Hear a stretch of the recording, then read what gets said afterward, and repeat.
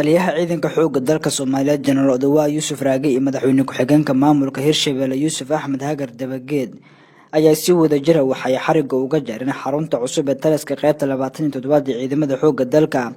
taasi oo si ku meel gaar ah ugu shaqeyn doonaan dhismaha shirka ee degmada Buulebarde ee gobolka Hiiraan.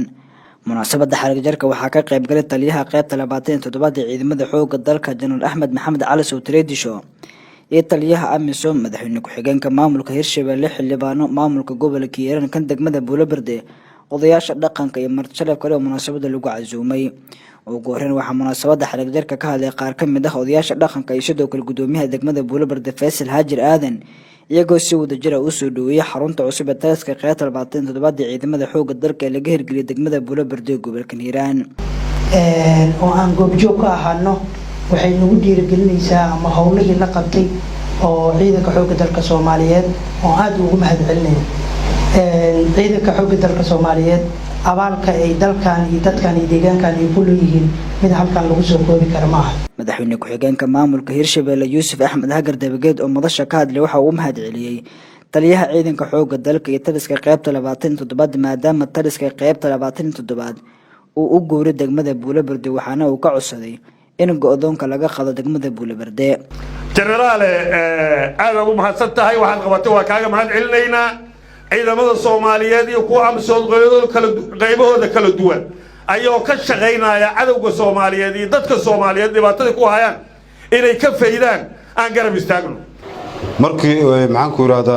qaybtu taliskeeda halkan laga dhigay waxaan ugu dhiirigeliyay inaan taliskeeni degno taliyaha ciidanka xoogga dalka Soomaaliyeed waa uga mahadcelinaynaa annagana juhdi badan aan gelinay meeshan waxaan ku dhisnay oo ku dayactirnay dhismahan wuxuu hore ugu dhisnay shirkolihii saraakiisha ayuu ahay oo waagi hore oo dawladii hore hadda annaga dib u cadeynay oo dib u maxaan ku raada u dayactirnay. ugu dambeyn taliyaha ciidanka xoogga dalka General Odawa Yuusuf Raage oo soo xiray munaasabada ayaa waxa uu sheegay in taliska uu mas'uul ka noqon doono xoreynta dhul baaxad weyn isagoo ka codsaday shacabka degmada Buulebarde ee deegaanada hoos yimaada in la shaqeyn ciidamada xoogga dalka.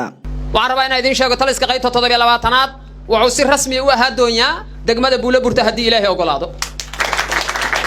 waxaad la socotaan degmada Buulebarde waqtigii dawladii dhexe waxay aheeday talis aad u weynaa oo ciidanka xoogga dalka Soomaaliyeed laf dhabar u ahaa. maantay waxa mar kale Ilaahay noo suurtageliyay inaan garanno ama ay nugula haboonaato inay noqoto taliska qaybta 27aad oo isku xiri doona dhul aad baaxadiisu u weyn tahay. Yaasin Ali Axmed warbaahinta Nation Beledweyne.